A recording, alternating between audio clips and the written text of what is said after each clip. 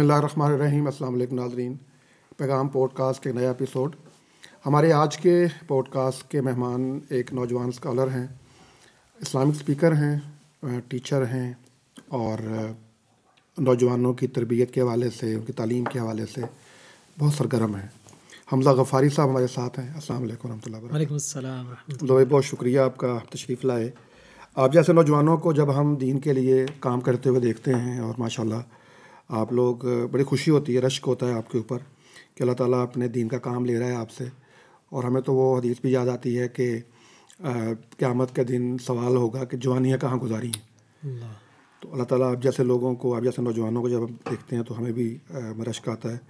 तो आगाज़ हम यहीं से करते हैं कि आप माशाल्लाह अल-हुदा फॉर मेन से आपका ताल्लुक़ है, पढ़ाते हैं। सबसे पहले तो ये बताइए कि आपका ये जो ट्रांसफॉर्मेशन का सफ़र था, आप जो दीन की तरफ आए, इसकी कहानी हम सुनना चाहेंगे आपसे। बिस्मिल्लाहिर्रहमानिर्रहीम।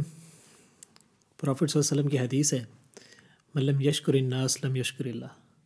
जो बंदों का मशकूर नहीं, वो अल्लाह ताला का भी शुक्र नहीं अदा कर सकता। तो मैं सबसे पहले तो आपका बेहद शुक्रगुज़ार हूँ कि आपने मुझे यहाँ बुलाया, मौका दिया। अल्लाह ताला आपसे राज़ी हो और आपकी जुहूद को कबूल करे। मेरी लाइफ अगर तुम्हें देखो ना तो मैट्रिक या इससे ही पहले एक वो बंदा जो इंतहाई शाय पर्सन था। कभी स्टेज पे नहीं चढ़ा, कभी लोगों को फेस नहीं किया, कभी 2 से 3 बंदों के दरमियान खड़ों के बात नहीं की, कभी घर से बाहर ज़्यादा निकले नहीं। कैमरा तो छोड़ ही थे ना, वो तो एक अलग चीज़ है, वो एक अलग किस्म का फियर है। तो वो बंदा अचानक से स्टेज पे आए और स्टेज पे आके वो गुफ्तगू करना शुरू करे। तो स्टार्टिंग मेरी यहाँ से ही कि मैं 6 या 7 क्लास में था, तो मेरे एक टीचर थे, उन्हें स्कूल चेंज किया तो प्रिंसिपल थे। वो प्रिंसिपल कहने कि अल्लाह की तरफ से ना, वो बंदे जो से थे वो रेस्क्यू के रिटायर्ड ऑफिसर थे। उन्होंने मुझे एडमिशन के टाइम पूछा कि आप क्या बनना चाहते हैं।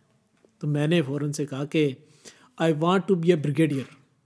अब ये नाम एक आम बंदे के लिए, एक आम स्टूडेंट के लिए एक अलग सी चीज़ होती है कि यार ब्रिगेडियर क्या होता है। चलो ये तो समझ आती ना कि आर्मी के अंदर जाना है या इस तरह का सीन। तो मैंने जब ये बात की ना तो बड़े कॉन्फिडेंट के साथ तो कहते कि अच्छा यानी आर्मी में जाना चाहते हैं। मैंने कहा जी। तो अम्मा इसे कहते कि ठीक है, आप इसको ना कल स्कूल भेज दें। अम्मा जी कहने लगी भाई स्कूल तो क्लोज है, तो आपका तो एनुअल फंक्शन होने वाला है, तो क्यों भेजना। कहते इसको भेजें, इसको मैंने तैयारी करवानी है प्रोग्राम के लिए, मुझे मेरी जाने बुला के प्रोग्राम क्या करना है क्या नहीं करना। अगले दिन मैं गया तो कहते कि आप तो आर्मी में जाना चाहते हैं, तो लिहाजा आपको यूँ सा मैं परेड की तैयारी करवाऊँगा, तो आपने स्टेज पे परफॉर्मेंस करनी। मैंने स्टेज का नाम सुना और मैंने कहा बस, मैंने कहा ये नहीं हो सकता। कहते क्यों। मैंने कहा मैं कभी स्टेज पे चढ़ा ही नहीं, मुझे पता ही नहीं क्या होता है, तो मैंने नहीं करना। बड़ी जिद लगाई, तो आखिर बड़े थे, ऊपर सर थे, तो बात मानना ज़रूरी थी। उन्होंने मुझे 3 किस्म की परेड सिखाई जो आज भी मुझे याद है। वो 6-7 की बात है और आज तक मुझे याद है अल्हम्दुलिल्लाह। तो पहली परफॉर्मेंस मेरी इस तरीके से थी कि मैं स्टेज पे चढ़ता हूँ और आंखें मेरी बंद है ज़ोर से, इस तरह बिल्कुल सीधा होकर, टेंशन होकर, इस तरह फौजी खड़े होते हैं इस तरह खड़ा हूँ। अचानक से परेड की साउंड की आवाज़ आती है और मैं फ़ौरन अपनी राइट बाजू को उठाता हूँ और लेफ्ट आंख को उठाता हूँ और इस तरीके से परेड करता हूँ, वहीं पे खड़े खड़े, आंखें बंद हैं इस तरह करके। तो ये मेरी पहली परफॉर्मेंस थी। उसके बाद मैंने उस स्कूल के अंदर भी और कॉलेज के अंदर भी कोई भी स्टेज की परफॉर्मेंस नहीं छोड़ी। इवन कि मैं स्कूल और कॉलेज के अंदर कोई स्टेज परफॉर्मेंस होनी होती थी, मैं उसकी तैयारी भी करवाता था। सुभान अल्लाह, वाह। ये इस तरीके से अचानक से बस वो टर्न आता है। तो ये तो वो टर्न था जो कि ये फियर उतारने का था, लोगों का खौफ उतारने का ना, कि लोग क्या कहेंगे कि मैं कैसा कर रहा हूँ, कैसा परफॉर्म कर रहा हूँ। एक तो एक खौफ ये था, लेकिन ये तो खौफ उतर गया। लेकिन दीन का जो था ना, वो दीन का लिबादा नहीं था अभी दीन अंदर नहीं रचा बसा था।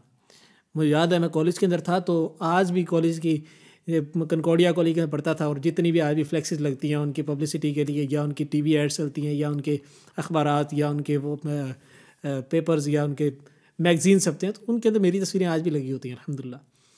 तो ये परफॉर्मेंस उनसे ना मेरी कॉलेज लाइफ तक थी। उसके बाद एक दिन इस तरीके से होता है कि मैं क्यों गाने गाता था स्टेज पे, तो बड़ा अजीब किस्म का बंदा था। तो मुझे याद है कि हमारा एनुअल कोई फंक्शन था, मैं हॉल के अंदर दाखिल होता हूँ पीसी के अंदर, तो मेरे आगे से प्रिंसिपल, क्योंकि अच्छी मैं उनसे ताल्लुक़ था, वो मुझे आए कहते हैं शुक्र है गफ़ारी साहब आप आ गए। मैंने कहा क्यों भाई क्या बात। कहते हैं हमारे पास तिलावत के लिए कोई बंदा नहीं है। उनको ये पता था कि ये बंदे की आवाज़ भी आ रही है, ठीक है, और उनको ये नहीं पता मैं तिलावत भी कर लेता हूँ, क्योंकि मैंने गाने गाए थे सारी ज़िंदगी। तो मुझे कहने लगे कि क्या करें। मैंने कहा सर मैं कर देता हूँ। कहते गफ़ारी देख लें यार, कंड नहीं लवानी इस तरह पंजाबी में कहा ना।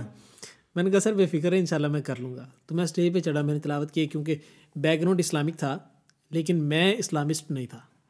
तो मैंने स्टेज पे चढ़ के तिलावत की तो सारे बड़े हैरान हुए, कहते अच्छा गफ्फार साहब आप ये भी काम कर लेते हैं। तो ये पहली परफॉर्मेंस जो मैंने तिलावत के तौर पे जो सुना प्रेजेंट की। तो उसके बाद ये होता है कि मैं कॉलेज मेरा कंप्लीट होता है तो घर ले कहते हैं कि बेटा आपने जो है ना वो 1 साल अलहुदा जाके कुरान सीखना है, यूनिवर्सिटी जाने से पहले कुरान सीख ले। मेरा इरादा ये था कि यार नहीं, मैंने आर्मी में जाना है। तो आर्मी में जाने की मैंने इतनी तैयारी की जिसकी कहते हैं ना मैंने कोई कसर नहीं छोड़ी। तो अल्लाह की तरफ से जो फ़ैसले होते हैं, एक रब की तदबीर होती है और एक हमारी जो सी ना सोच होती है, तो बेहतर चीज़ वही होती है जो अल्लाह ताला की तदबीर है, अल्लाह का फैसला होता है, अल्लाह का फ़ैसला है जो तकदीर में लिखा है। तो मैंने आर्मी के टेस्ट वगैरह दिए, मेरे टेस्ट क्लियर नहीं हुए, बल्कि मैं अगर कहें ना मैं रिटन टेस्ट के अंदर फेल था, जिसकी तैयारी मैंने कितने साल की थी और कई लोगों की तैयारी करवाई, जिनकी तैयारी करवाई वो आज कैप्टन है। अल्लाह का फैसला था ना, अल्लाह ने चेंज करनी थी लाइफ। तो मैं बड़ा हैरान डिप्रेस था। मैं घर आया तो अम्मा जी ने पूछा बेटा क्या हुआ है। मैंने बताया कि मैं रिटन में फ़ेल हो गया। मेरी आंखें नम थी। अम्मा जी कहने लगी कि बेटा कोई बात नहीं, यकीनन अल्लाह ताला ने आपके लिए इससे कोई बेहतरीन मैदान रखा है। अल्लाह। मेरी समझ में बात नहीं आई कि क्या था मुझे, कि मेरी जाने बुला कि वो मैदान कौन सा है कौन सा नहीं। मैं इस्लामिस्ट बंदा था ही नहीं और मेरी तो कभी वहम गुमान में चीज़ नहीं थी कि मैं इस फील्ड के अंदर। वैसे भी आप उस टाइम बहुत डिप्रेस भी थे और मैं डिप्रेस भी था और ऊपर से वो सारा दिन बैठ के गाने सुनने, मूवीज़ देखनी, ये काम था और कुछ भी नहीं था। गाने बड़े प्रॉपर याद थे, मुझे याद है मैं गानों की तैयारी इस तरीके से करता था जिस तरीके से बैठ के खुतबे की तैयारी करते हैं। मैं गाना सुनता था, उसको लिखता था, उसके लिरिक्स लिख के पूरा दिन बैठ के याद करता था। तो वो अम्मा जी कहती बेटा आपके लिए अल्लाह ने कोई बेहतरीन मुकाम रखा होगा। मैं कंफ्यूज था, मुझे नहीं समझ आई क्या बात। तो अम्मा जी कहती बेटा 1 साल ना जाए कुरान सीख लो। मैंने कहा नहीं, मैं यूनिवर्सिटी जाऊंगा अब, और मैं क्योंकि कंप्यूटर साइंस में मैं ज़रा एक्सपर्ट बंदा था, मैंने कहा मैं BScs ही करूँगा। अब वो एक ज़िद लग गई। अम्मा जी कहती बेटा तूने कुरान पढ़ना है, मैं कहूँगा नहीं मैंने BScs करना है। तो यूनिवर्सिटी की मुखालफत नहीं करते थे, वो कहते थे पढ़ो लेकिन उससे पहले 1 साल कुरान को लगा लो ताकि यूनिवर्सिटी में आने वाले जो फितने हैं उससे तुम्हें महफूज हो जाए। हाँ, उनका पता लग जाए, वो एक्सपोज हो जाए आपके सामने, आपको पता लगे यार ये चीज़ें मैंने इधर नहीं जाना। तो मुझे नहीं पता था कि उस टाइम ये चीज़ें भी यूनिवर्सिटी में होती हैं। खैर वो बड़ी जिद चली, मैं नहीं मानता था। तो अचानक से एक दिन अम्मा जी मुझे कहती बेटा आपने जो उनसे है ना परसों इस्लामाबाद जाना है, आपका इंटरव्यू है। अच्छा, आपको बताया बगैर, यानी आपके मुझे पता ही नहीं कि मेरा इंटरव्यू भी है। मैंने कहा किधर? तो कहने लगी अलहुदा में। मैंने कहा मैंने नहीं कहा था कि मैंने नहीं जाना। अम्मा कहती चल मेरी बात सुन, ना जिन जाना नहीं जाना बात की बात, तो जाकर वो तो दे, इंटरव्यू तो दे। मैंने कहा ठीक है। पहली ज़िंदगी में पहली बार मैं इस्लामाबाद जाता हूँ और अलहुदा के अंदर दाखिल हुआ हूँ। तो जाके इंटरव्यू वगैरह दिया, इंटरव्यू मेरा क्लियर, पहली नशिस्त के अंदर ही क्लियर। उन्होंने मुझे उधर बैठे बैठे कहा आप जाएँ, जाके फ़ीस जमा करवाएं और आपका एडमिशन है। अल्लाह की तरफ से जब मैदान जो अल्लाह ने तकदीर लिखी है उसकी तरफ जब इंसान बढ़ रहा है रास्ते खुलते जाते हैं। उधर बैठे बैठे उन्होंने कहा फ़ीस जमा कराएं आपका एडमिशन हो गया। मैंने कहा मैं तो नहीं एडमिशन लेना, मैंने उनके सामने कह दिया। मैं तो आया था कि चले अम्मा जी ने कहा चलो एक दफ़ा। अम्मा जी का शौक पूरा कर देते हैं, उनका दिल रख लेते हैं। तो खैर भाई ने वो उनका अकाउंट नंबर लिया और वापसी आ गए। वापसी आए तो अब वो अम्मा जी फोर्स कर रही हैं, कायल करने की कोशिश कर रही हैं, मैं नहीं मान रहा। आखिर आके क्योंकि माँ जी हैं और बड़े हैं तो उन्होंने कहा कि बेटा जाना है तो जाना है। मैंने कहा ठीक है, लेकिन एक शर्त है। शर्त रख के मैं गया। शर्त मैंने ये रखी कि मैं अलहुदा से पढ़ के 1 साल मुकम्मल करके आऊँगा और कोई मजहबी फील्ड के अंदर नहीं जाना मैंने। तो ये एक माइंड सेट था ना मेरा जो उस टाइम था। तो मैंने कहा मैंने BScs करना, वापसी आके मेरी मर्ज़ी की यूनिवर्सिटी होगी और मैं अलहुदा में होऊंगा तो आपने मेरा एडमिशन वहाँ पे करवाना है। कहते ठीक है डन। इस्लामाबाद जाता हूँ, पहला दिन है और बेसमेंट के अंदर इस तरह दाखिल हो रहा हूँ तो सामने टाइटल लगा हुआ है, फ्लेक्स लगी, उसके ऊपर लिखा है Quran for all in every hand in every heart. मैं बेसमेंट के अंदर जा रहा हूँ, सिग्नल्स ख़त्म होते जा रहे हैं और जाता जा रहा हूँ। मुझे ऐसे लग रहा है कि इस तरह एक कैद के अंदर आता जा रहा हूँ। उस टाइम मैंने हदीस नहीं सुनी थी रसूलुल्लाह सल्लल्लाहु अलैहि वसल्लम की, दुनिया सिजनुल मुमिन व जन्नतुल काफिर। और मैं नीचे जा रहा हूँ, सिग्नल ख़त्म हो रहे हैं और मुझे लग रहा है मैं कैद खाने के अंदर जा रहा हूँ, पाबंदियाँ लग जाएंगी, ये हो जाएगा वो हो जाएगा, मारेंगे डांटेंगे। अजीब माहौल मेरे जहन, जो आम एक नौजवान के, जो नौजवान के जहन के अंदर सुनी सुनाई बातें होती कि मदरसों में ये होता है, इस्लामिस्ट इस तरह के बंदे होते हैं, मौलवी होते हैं, सारी चीज़ें मेरे जहन में थी एज इट इज़। खैर मैं नीचे गया तो मैंने जाके देखा कि यार मेरे जिस तरह कई नौजवान हैं मेरी तरह के, और मेरा उस टाइम गेटअप ये था कि वाइट कलर की शलवार कमीज कॉटन की पहनी थी पूरी इस तरह को कलफ लगा के, और बड़ी बड़ी मूछें थी, बाकी क्लीन शेव थी, और हाथों में अंगूठियाँ पहनी है मैंने, और मैं ये मेरा हुलिया था।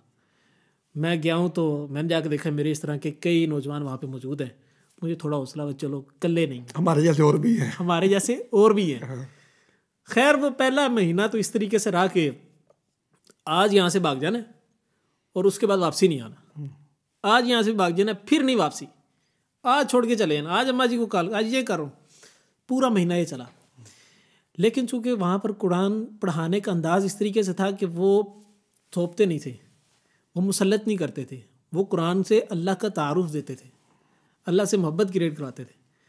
वो जो उनका अंदाज़ था, जिस तरीके से उन्होंने मुझे सिखाया, वहाँ से जो उनसे ना मेरा दिल लगना शुरू हो गया वहीं पर ही। अब होता ही था पूरा वीक हमें मोबाइल नहीं मिलता था, मोबाइल मिलता था सिर्फ संडे वाले दिन, और अभी सुबह 8 से लेकर शाम 8 तक बाहर निकलना, बता के जाएँ कहाँ पे जा रहे हैं, कहाँ से कितने बजे तक वापसी आएंगे, इतना माहौल था इस तरह का। खैर वहाँ पे ज़्यादा फोकस तरबियत पे करते थे, तो वो एक तरबियती माहौल के अंदर रह के उस माहौल के अंदर जो सर अपने आप को एडजस्ट कर लिया, तो फिर वापसी घर आने का दिल नहीं करता था। ये बड़ी इंटरेस्टिंग बात है कि एक वक्त ये था कि जब एंटर हो रहे थे तो ये पता नहीं कहाँ आ गए हैं, अब वहाँ से निकलने को दिल नहीं करता। अब वहाँ से निकलने को दिल नहीं करता, बल्कि अम्मा जी ने कहा करनी बेटा आज तेरे से मिलने का दिल कर रहा है, मैंने चले जाना। तो इस तरीके से वो पूरा जो है ना मैं गुजारता रहा। तो एक दिन इस तरीके से हुआ कि तकरीबन कोई 6-7 माह गुजर गए थे, साल का कोर्स था, 6-7 माह गुजर गए।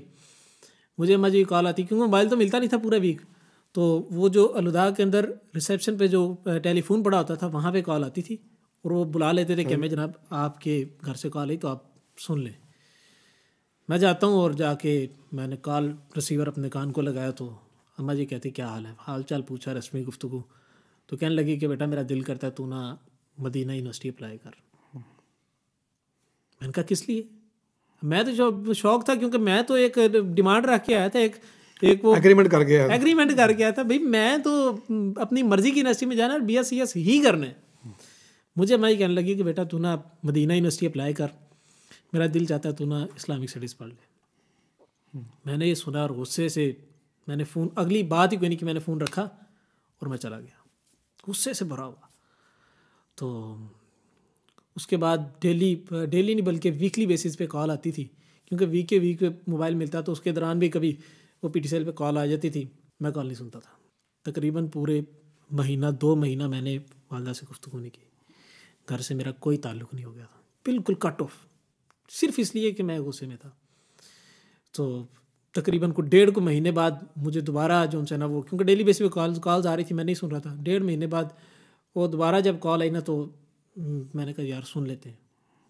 मैंने जाके रिसीवर कान को लगाया, तो माँ जी ने जब वो पहली बात की ना कि बेटा क्या हाल है, तो मेरा उस टाइम वो हाथ भी काँप रहा था और साथ में आंखों के अंदर आंसू थे, और समझ नहीं आ रही थी कि क्या करूँ मैं, क्योंकि पूरे तकरीबन 1.5 महीने बाद वो माँ जी की आवाज़ मेरे कानों में गई थी।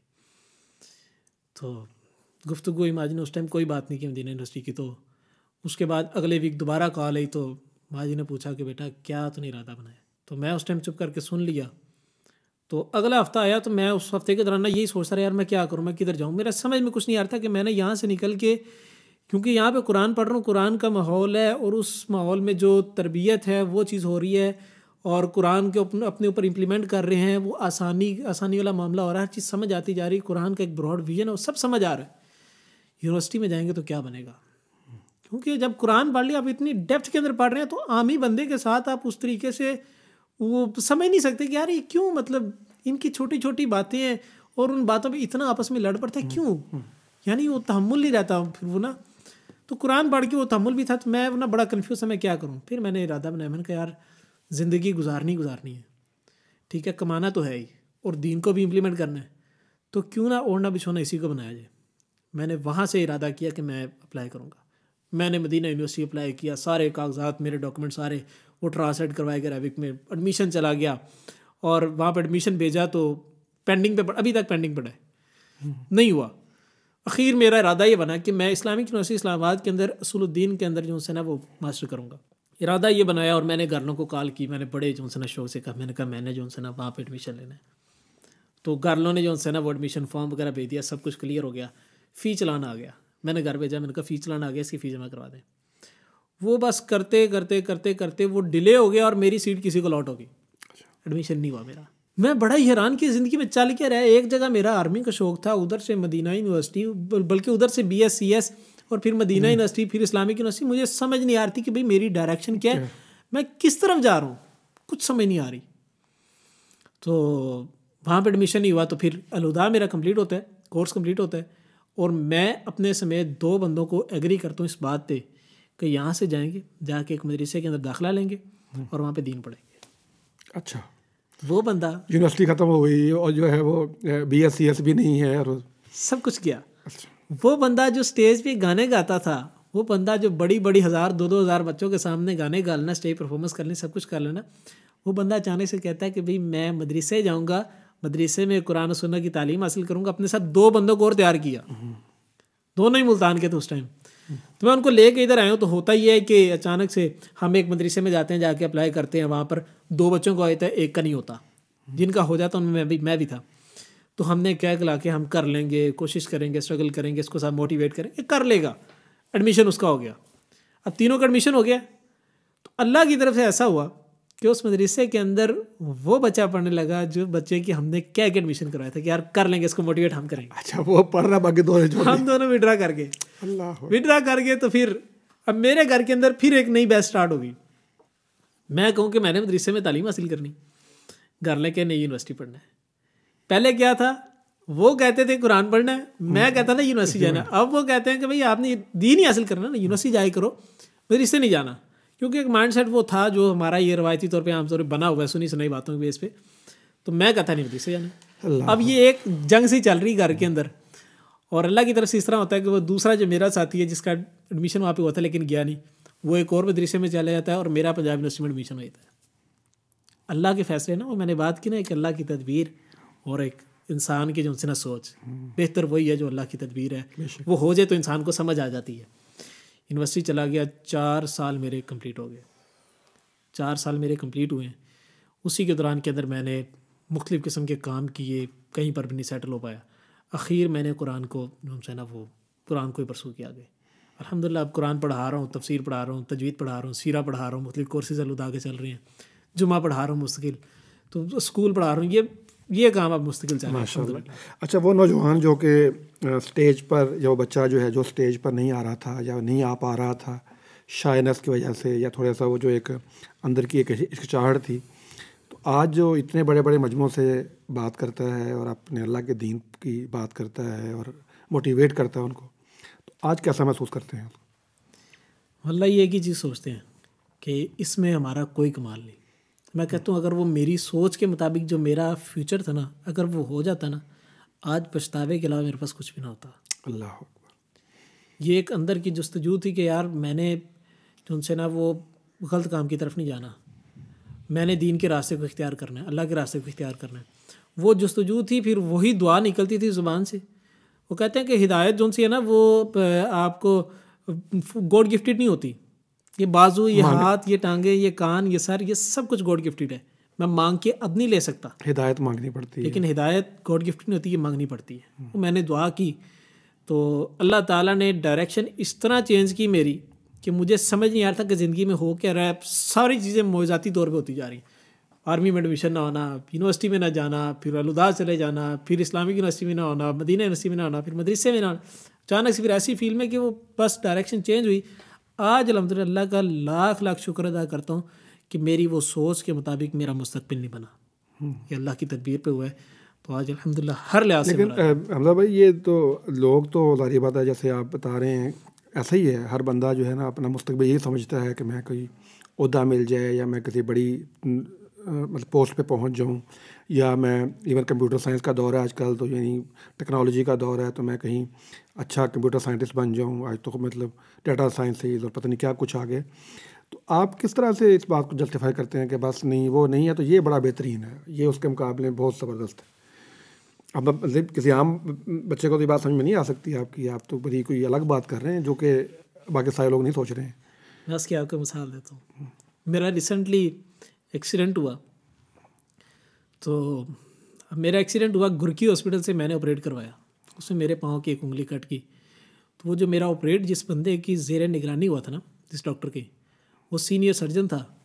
और वो जो सीनियर डॉक्टर जिसकी ज़ेर निगरानी मेरा ऑपरेट हो रहा है, वो मेरा मुक्तदी है जुम्मे का।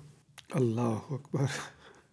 हम सोचते हैं कि शायद ये आम जो हम ओहदा हमें मिल जाए, हमें मनसब मिल जाए, हमें एक ख़ास डेजिग्नेशन पे जाके बैठ जाए, एक अच्छी सीट मिल जाए, ये बहुत बड़ी चीज़ है। मैं कहता हूँ नहीं, अल्लाह ने जो दीनदार शख्स की जो मसनद रखी है ना, वो दुनिया की तमाम मसनदों से ऊपर है। मैं कहता हूँ हर किस्म की डेजिग्नेशन आप मिंबर के सामने जो उनसे ना वो ज़मीन पे बिछा दें, वो बंदा मेरे सामने बैठ के जुमा पढ़ता है। ये अल्लाह ने मुकाम दिया सिर्फ इसलिए क्योंकि इंसान के अंदर जब जस्तजू होती है, इंसान अल्लाह से दुआ करेगा तो अल्लाह वो इंसान को चीज़ अता भी करेगा। तो ये चीज़ उनसी है ना, इसको नहीं सोचना चाहिए कि यार मैं अगर दीन की तरफ चला जाऊँगा तो शायद मैं वो बैकवर्ड हो जाऊँगा, शायद मैं दक्यानुसी सोच हो जाएगी। नहीं, दीन सबसे एडवांस है और दीन पे चलने वालों के लिए अल्लाह ताला ने बहुत रास्ते रखे हैं। अच्छा, आज भी अगर कोई नौजवान दीन की तरफ आना चाहता है या आता है तो उसको भी बहुत सारे बैरियर्स का सामना करना पड़ता है, यही इसी किस्म के कि जी खाओगे कहाँ से, और जनाब तुम्हारा मुस्तकबिल क्या होगा, और तुम यानी तुम्हारी वो जो इज़्ज़त उस तरह से नहीं होगी, तुम क्या करोगे। तो उसके लिए आप क्या उनको सजेस्ट करते हैं और क्या उनकी रहनुमाई करते हैं? दीन के रास्ते की तरफ आने के लिए ना जो सबसे इम्पोर्टेंट चीज़ है वो ये कि पहले तो आप सारे खौफ एक साइड पे रखें। दीन की तरफ आना है तो अल्लाह से मोहब्बत और अल्लाह का तारुफ़ होना ज़रूरी है। अल्लाह का तारुफ़ होगा तो अल्लाह से मोहब्बत भी होगी। जब अल्लाह से मोहब्बत होगी तो आपको पता चलेगा अल्लाह और उसके रसूल की बात के ऊपर किसी की बात नहीं आ सकती सल्लल्लाहु अलैहि वसल्लम। फिर आप दीन की तरफ आएंगे। जब दीन की तरफ आ जाएंगे फिर आप ये देखें कि आप मेरे लिए ज़राए मुआश क्या है। इंसान ये ना सोचे कि यार मैं कमाऊँगा कहाँ से, क्यों? क्योंकि मैंने एक चीज़ देखी है अपनी ज़िंदगी की, पर्सनल प्रैक्टिकल एग्जाम्पल आगे सामने बैठी है। मैंने कुरान पढ़ा तो अलुदा की बात है, मैं कुरान पढ़ रहा था, मैंने इरादा बनाया ना कि मैं इस्लामिक फील्ड के अंदर ही जाऊँगा अब, ठीक है। तो घर वाले एक मरतबा चौंक अब ये क्या मामला बनेगा, क्योंकि सारे भाई जो उनसे ना वो दोनों भाई लम्स यूनिवर्सिटी ग्रेजुएट हैं और मैं अचानक से इस फील्ड के अंदर निकल। उन्होंने मुझे एक बात की, कहते हैं कि क्या करेगा, मस्जिद का मुसल्ला संभालेगा, साइकिल चलाएगा, खाओगे कहाँ से, 5 वक्त की नमाज़ पढ़ाएगा, खाएगा कहाँ से, 20-30 हज़ार की सैलरी पे मरेगा। मैं एक बात कहता था, मैं कहता था कि मैंने कुरान पढ़ा है, मुझे कुछ नहीं पता कमाना कहाँ से, लेकिन मैंने अल्लाह की एक बात को जो उनसे ना पल्ले बिठाया वो बड़ी अच्छी तरीके से समझी। वो अल्लाह ताला ने ये वादा किया है उन लोगों से जो दीन के रास्ते पे चलते हैं कि मैं तुम्हारे लिए माश खोल दूंगा। दूसरी बात, मेरे उस्ताद ग्रामी डॉक्टर इदरीस भाई हफ़्ज़ुल्लाह कहते हैं कि अल्लाह के दीन को इज़्ज़त दोगे ना तो अल्लाह तुम्हें भी इज़्ज़त देगा। जो शख्स दीन को इज़्ज़त देता है अल्लाह उसको दुनिया में भी इज़्ज़त देता है और आखिरत में तो देगा ही देगा इंशाअल्लाह ताला अज़्ज़ व जल। मैं कहता हूँ फिर आप जो उनसे ना सही डायरेक्शन पे निकल सकते हैं, क्योंकि रोज़ी देने का काम, अल्लाह का नाम राज़ी के हमें छोड़ना है, रोज़ी देने का काम अल्लाह ताला का ना। जब अल्लाह की ज़िम्मेदारी हम अपने सर पे सवार करेंगे ना तो टेंशन, डिप्रेशन, एंजाइटी के अलावा कुछ भी नहीं है मुकद्दर। ये हम देखते हैं दुनियादार जितने लोग हैं वो इतनी बड़ी मसनत पे होने के बावजूद डिप्रेशन की गोलियाँ खा के सोते हैं, नींद की गोलियाँ खा के सोते हैं। क्यों? क्योंकि वो एक जो रिस्क को कमाने की टेंशन है ना वो सवार है।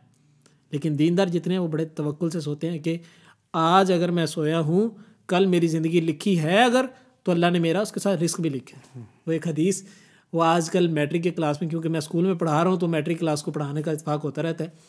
9th क्लास की इस्लामियात की बुक के अंदर एक हदीस उन्होंने दर्ज की।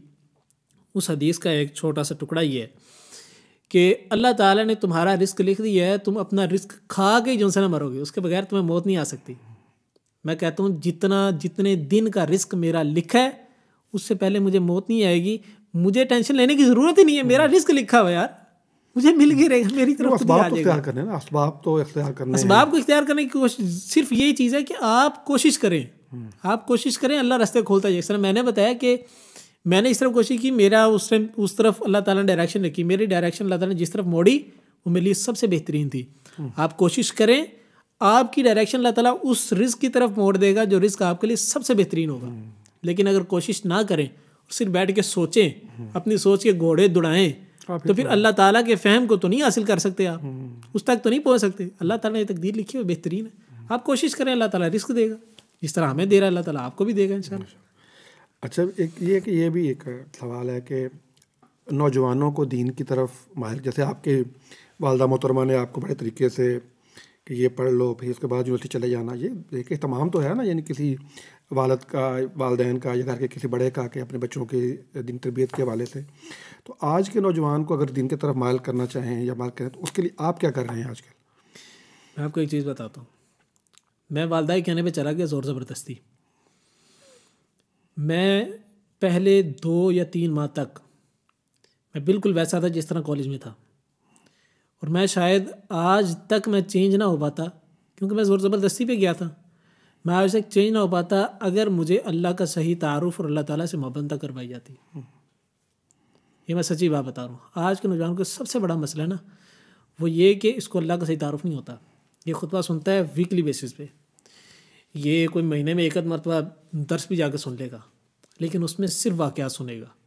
अल्लाह का सही तारुफ नहीं हो पा रहा और अल्लाह ताला से मोहब्बत नहीं हो पा रही, जिसकी वजह से वो दीन की तरफ अट्रैक्ट ही नहीं होता। उसको लगता है शायद मैं ये इख्तियार करूँगा तो मैं दुनियादारी से पीछे चला जाऊँगा। उसके लिए मसाइल हैं। हम लोग उसके लिए ये कर रहे हैं कि हम लोग लोगों को कुरान की तरफ डायरेक्ट ला रहे हैं। हम कहते हैं यार आपको लगता है कि मौलवी हज़रात लड़ते हैं, आप छोड़ दें। आपने मौलवी से दीन नहीं लेना, आपने दीन कुरान से सीखना है। ठीक है, कुरान सीखे, उसमें जो मुश्किल रहेगी वो उलमा से कॉन्टेक्ट करें। हमने उसके लिए ये किया कि हमने अलहुदा के प्लेटफॉर्म पे डिफरेंट कोर्सेज स्टार्ट किए। साउथ कुरान को स्टार्ट किया, ट्यून ऑफ विद कुरान को स्टार्ट किया। उसमें लोग आते हैं हमारे पास और एक अच्छा बेहतरीन किस्म का इन्वायरमेंट के, मतलब corporate rooms, chairs, chillers, projectors, each and everything furnished, सारा ये माहौल रखा। फिर हमने उनको बुलाया, हमने कहा बगैर किसी फ़िरका वारियत के, बगैर किसी ज़ोर ज़बरदस्ती के, बगैर किसी डांट डपट के, बगैर किसी मार के हम आपको दीन पढ़ाएंगे मोहब्बत के साथ। वो नौजवान आए, आप यकीन नहीं मानेंगे, हमारे पास जो ट्यून ऑफ विद कुरान के अंदर स्टूडेंट्स हैं वो ज़्यादातर सॉफ्टवेयर इंजीनियर हैं। हमारे पास साउथ कुरान के स्टूडेंट्स हैं, वो ज़्यादातर कॉलेजेस, यूनिवर्सिटीज़ के या बिजनेसमैन या जॉब होल्डर हैं। ठीक है, वो जहाँ पे वो किसी दूसरे इस्लामिक इंस्टीट्यूट में नहीं जाते, हमारे पास आते हैं। जब हमारे पास आते हैं तो हमने कभी भी उनको किसी बात पे ज़ोर नहीं दिलवाया कि ये करना ही करना है।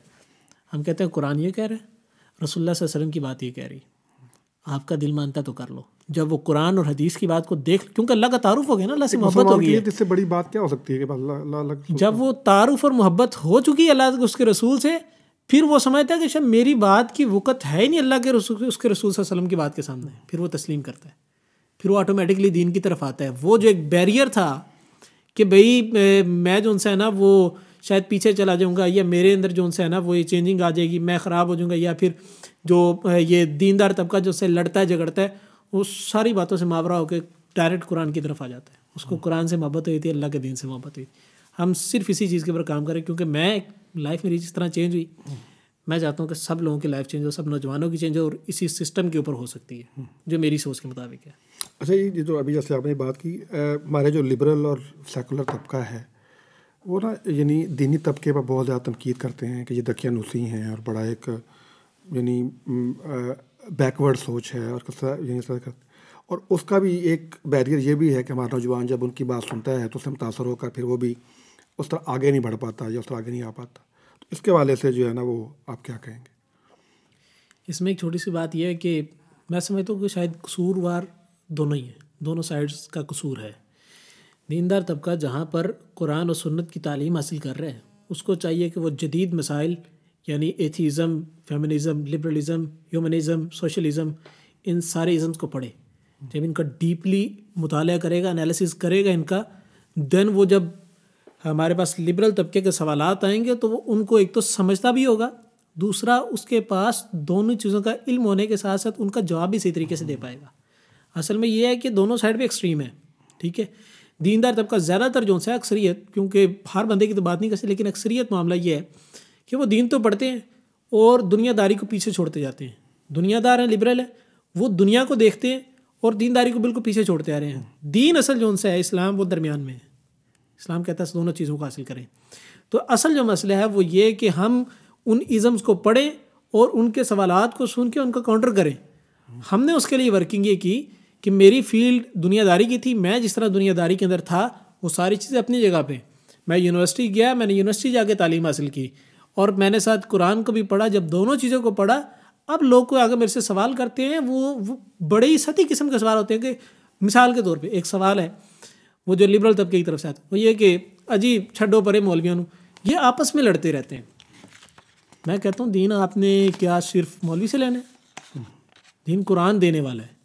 तो हम उनको डायरेक्ट कुरान की तरफ लेके आए, तो उनको किताबों में ना उलझाएं, उनको डायरेक्ट कुरान की तरफ लेके आए, कुरान सिखाएं उनको। जब कुरान सिखाएंगे वो कहेंगे यार मोहब्बत का दीन है, ये लड़ने झगड़ने का, ये फ़िरका वारिद का दीन नहीं है, ये मोहब्बत का दीन है, ये अल्लाह के करीब करता है, ये रसूल के करीब करता है। उनको असल में पहचान हो जाती है अल्लाह ताला की। असल मामला सिर्फ इतना सा है जो मेरी सोच के मुताबिक है। ये बताइए कि ये जो अभी आप जैसे आपने कहा ना कि जो आप इज़म्स को पढ़ें, इज़म को समझें, आम एक आदमी तो कहाँ इतनी यानी अपने आप को डेडिकेट कर सकेगा कि अब वो ज़ाहिर बात है, वो तो सवाल हैं और वो अब सामने आते हैं, फिर इनके जवाब हमें नहीं आते हैं तो ऑफकोर्स फिर हम फंस जाते हैं उसके अंदर। तो आम आदमी जो है वो दीन को सादा अंदाज में कैसे समझे? सीधी सी बात है, एक कुलिया मैंने कहा कि कुरान हमें जो उनसे दीन सिखाते हैं वो डायरेक्ट उसको कुरान की तरफ लेके आए, उसको लड़ाई झगड़ों में इस तरह के फसादात की तरफ उसको जाने नहीं दें। उसे कहें कि यार वो हैं, वो अपनी जगह है, आए हम कुरान पढ़ते हैं। आपको कुरान में कोई मसला है तो बताओ। कुरान तो असल दीन तो कुरान ही है ना। असल दीन तो हम दीन इंसानों से नहीं लेते, दीन कुरान से लेते हैं। अल्लाह ताला की किताब है ना, उससे दीन लिया जाएगा। उसको डायरेक्ट कुरान पढ़ाएं, कुरान पढ़ेगा तो उसके मसाइल हल होंगे, उसके सवालात हल होंगे। हमारे पास अक्सर लोग पढ़ते हैं ना, नौजवान पढ़ते हैं, तो वो जब सवालात करते हैं ना तो अक्सर सवाल इस तरह होता है क्योंकि पढ़े हुए हमें पता लगता है अच्छा जनाब इसका ये सवाल है ना, ये सूरत की तफसीर अगर पढ़ेगा ना तो इसका सवाल टिक हो जाएगा, वहीं पे क्लियर हो जाएगा। हम उसे कहते हैं सब्र करो, ये सवाल आपका अगली सूरत के अंदर मुकम्मल हो जाएगा। वो बैठ के सोचता है कि अच्छा कुरान मेरे सवालात के जवाबात दे रहा है, ठीक है।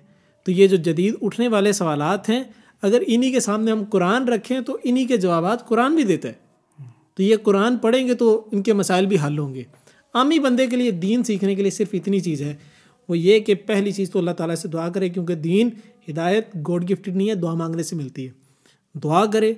दूसरी चीज़ उसके लिए कोशिश करे। जब कोशिश करेगा तो दीन की तरफ आएगा, कोशिश नहीं करेगा तो दीन की तरफ नहीं आएगा, क्योंकि अल्लाह ताला ने इंसान के लिए वही रखा है जिसके लिए वो सही करता है, कोशिश करता है। तो कोशिश करे, दुआ करे। और तीसरी बात, वो डायरेक्ट कुरान की तरफ आए तो वो दीन की तरफ भी आ सकता है। उसके ज़हन में उठने वाले मुख्तलिफ़ किस्म के सवालात, क्वेश्चन, मुश्किलात, वो तमाम के तमाम रफ़ा भी हो सकते हैं इंशाल्लाह। अच्छा, आपकी अपनी कहानी तो बड़ी इंस्पायरिंग भी है, बड़ी मतलब मोटिवेटिंग भी है। आपके पास जो नौजवान पढ़ने के लिए आते हैं अल-हुदा में, या जिन लोगों को आप पढ़ाते हैं, उनकी कुछ कहानियाँ भी ऐसी होती हैं कि वो लोग जब दीन की तरफ आते हैं तो उनके जज्बात बड़े मतलब मुतासरकुन होते हैं। तकरीबन तमाम नौजवान ऐसे ही होते हैं। मैं मिसाल देता हूँ एक दो नौजवानों की। हमारे पास एक स्टूडेंट अभी भी पढ़ रहे हैं अल्हम्दुलिल्लाह।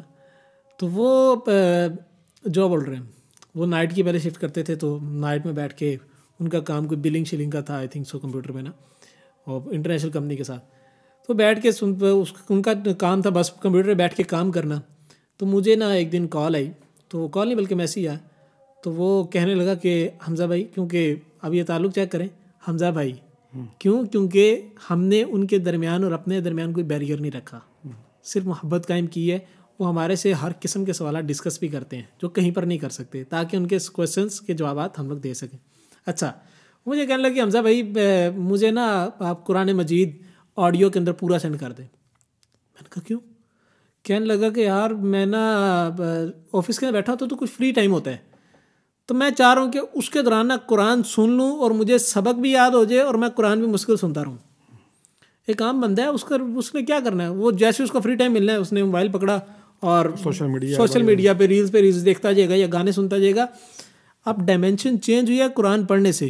दुनियादार बंदा, पहले बिल्कुल क्लीन शेव, और अब अल्हम्दुलिल्लाह इतना चेंज होगा। कहता है कि यार मैं फ्री टाइम होता हूँ, मेरा दिल करता है कि मैं कुरान सुनूँ, इसी तरीके से कुरान को मुकम्मल करूँ। तो वो अब बिल्कुल 360 के एंगल पे डाइवर्ट हो गया। मैं आपको एक और मिसाल दूँ, अपनी मिसाल। एक वक्त था कि मैं जब दुनियादारी के अंदर था ना, मैं ट्रैवल करता था, मेरे कानों में उस टाइम भी हैंड फ्री होती थी अक्सर ही।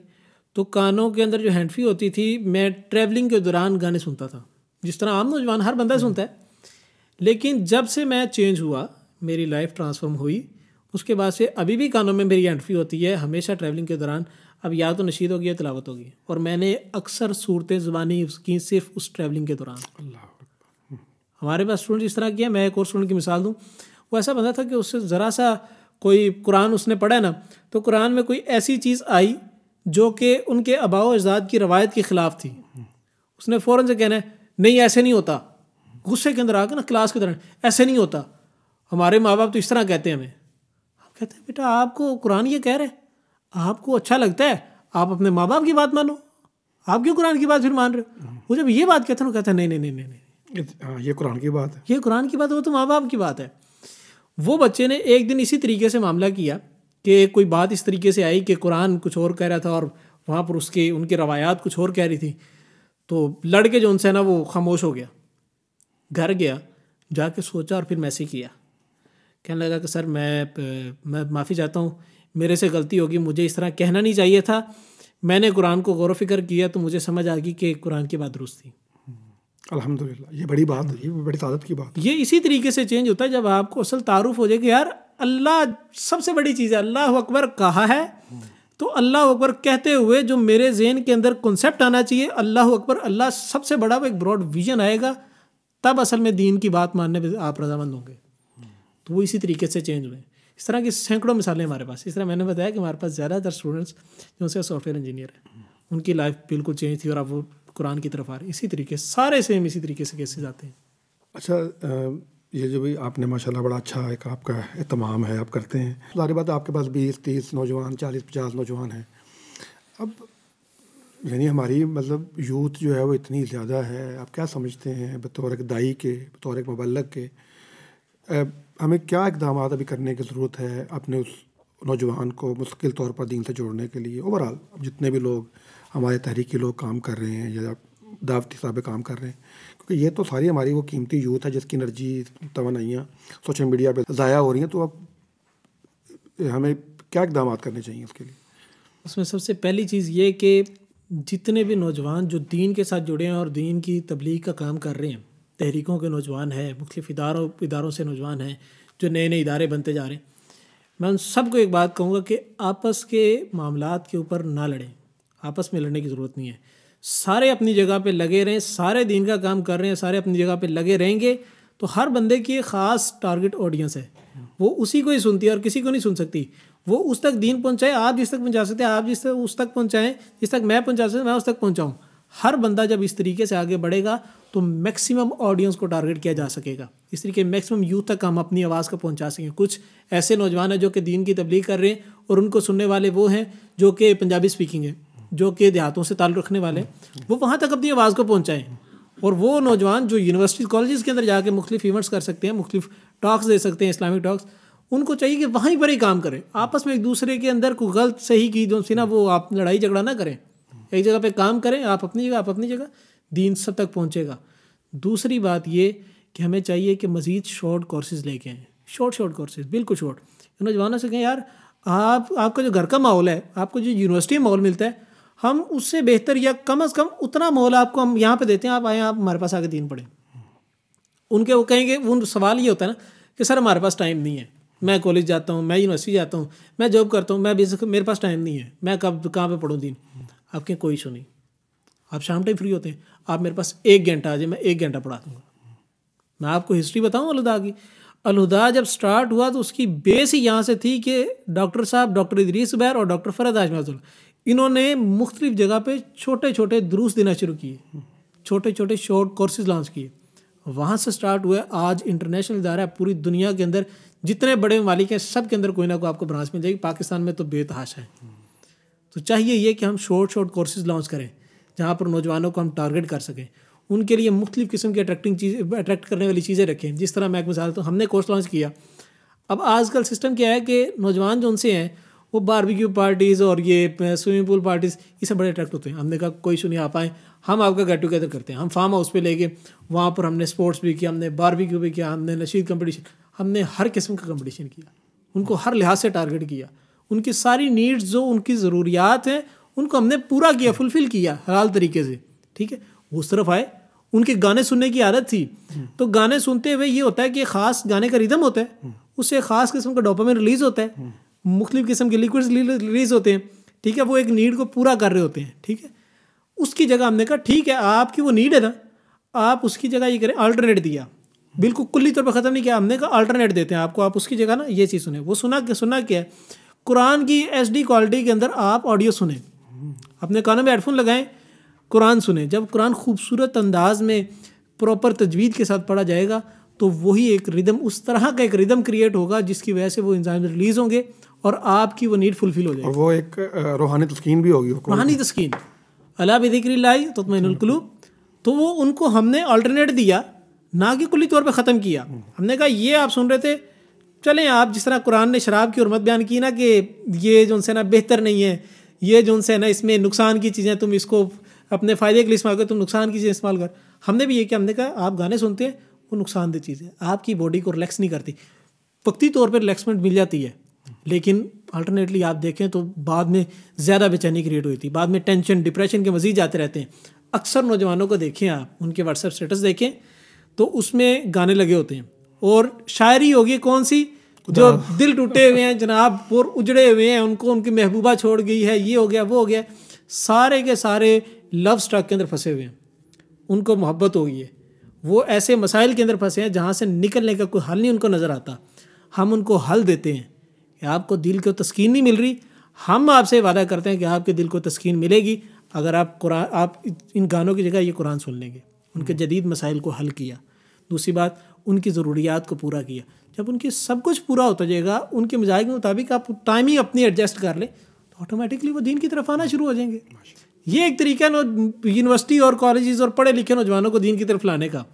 अगर आप उनसे कहें कि नहीं जी हमारी टाइमिंग तो जो है ना सुबह 8 से लेकर दोपहर 2 बजे तक है, आना तो आओ नहीं तो ना आओ, उसके लिए अकॉर्डिंगली आपको एडजस्ट करना पड़ेगा, उनके चीज़ें, दौर बदल गया, उनके अकॉर्डिंगली हमें भी बदलना पड़ेगा। अच्छा, बस ये फरमाइए, आखिरी सवाल है आपसे कि नौजवान जो है वो आजकल सोशल मीडिया को वो यूज़ करते हैं, सारी बात उनका ज़्यादा वक्त स्क्रीन पर गुजरता है।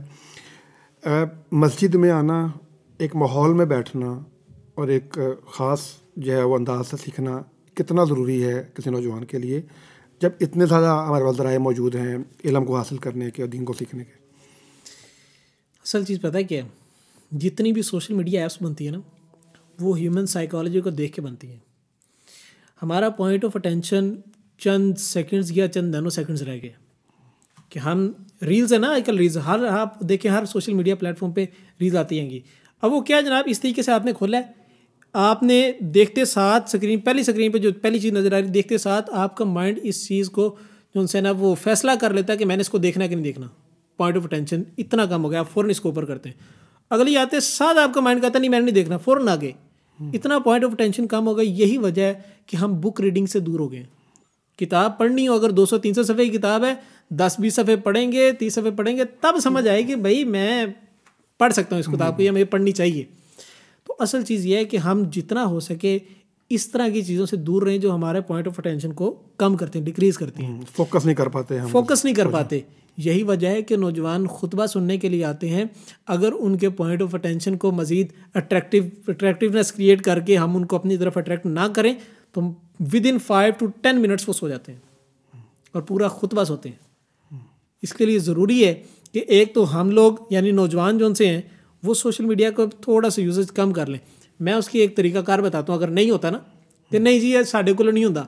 उसका तरीकाकार ये है, आप कोई भी सोशल मीडिया ऐप खोलें, उसके अंदर अपना टाइम चेक करें कि मैं इस ऐप पे कितना टाइम लगाता हूँ डेली बेसिस पे। आप लिमिट लगा दें कि मैंने इससे ऊपर जो है ना मैंने टाइम नहीं लगाना।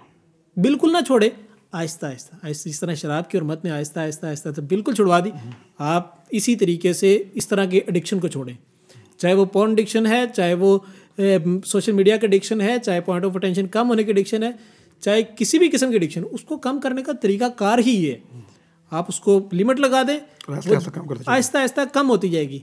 और जब ये कम हो रही हो तो साथ में आप ऐसी मजालिस के अंदर बैठें, ऐसी गैदरिंग्स के अंदर बैठें जहाँ पर कुरान सिखाया जा रहा है रवायती तरीके से और एक बेहतर अंदाज से और बगैर फ़िरका वारिद के।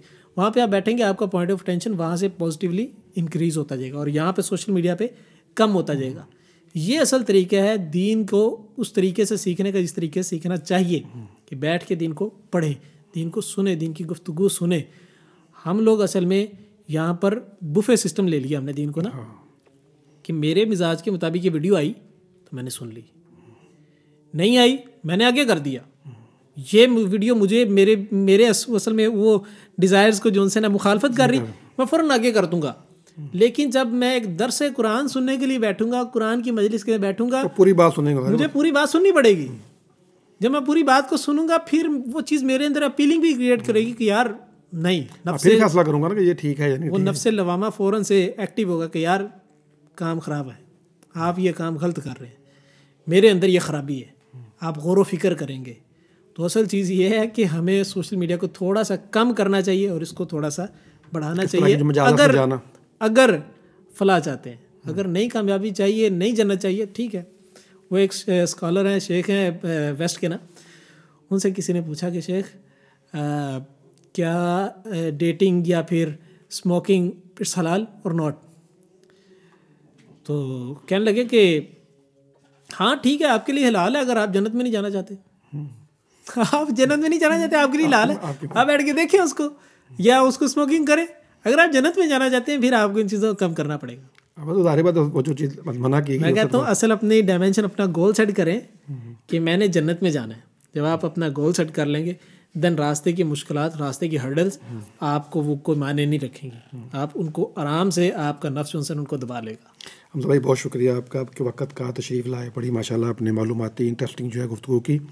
नाज़रीन हमारे साथ मौजूद थे हमजा गफ़ारी साहब, नौजवान स्पीकर हैं, उस्ताद भी हैं, पढ़ाते हैं, दीन सीखते भी हैं, सिखाते भी हैं।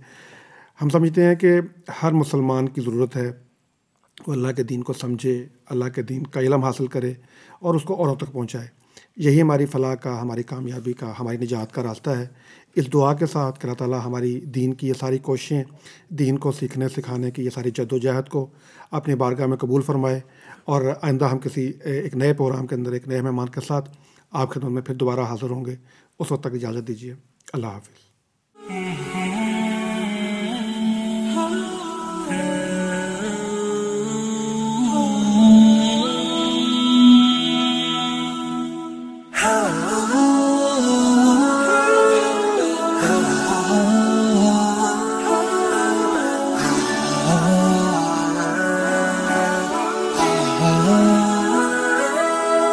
يا ظلام